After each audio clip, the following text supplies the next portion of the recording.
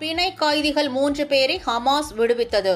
அதற்கு பதிலாக 100க்கும் மேற்பட்ட பாலஸ்தீனியர்களை இஸ்ரேல் விடுவித்தது.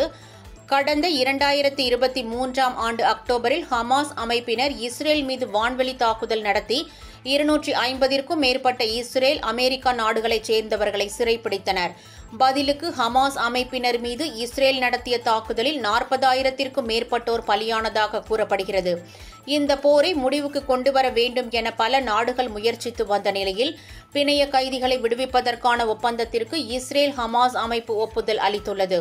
இதனை அடுத்து 15 மாதங்களுக்கு மேலாக நடைபெற்று வந்த இஸ்ரேல் ஹமாஸ் இடையிலான போர் முடிவுக்கு வந்தது. இதனை அடுத்து ஹமாஸ் பயங்கரவாதிகள் பிடித்துச் சென்ற பிணை கைதிகளை விடுவிக்கவும், அதற்காக இஸ்ரேல் சிறையில் உள்ள பாலஸ்தீனர்களை விடுவிக்கவும் முடிவு செய்யப்பட்டது. இதுவரை 7க்கும் மேற்பட்ட பிணை கைதிகள் விடுவிக்கப்பட்டுள்ளனர். இந்நிலையில் மேலும் 3 பிணை கைதிகளை காசாவில் உள்ள செஞ்சிலுவை சங்கத்தினரிடம் ஹமாஸ் படையினர் ஒப்படைத்தனர். இதற்கு பதிலாக 100க்கும் மேற்பட்ட பாலஸ்தீனியர்களை இஸ்ரேல் விடுவித்தது. இஸ்ரேலுக்கு வந்த பிணை கைதிகளை குடும்பத்தினர் கண்ணீர் மல்க ஆரத்தழுவி வரவேற்றனர்.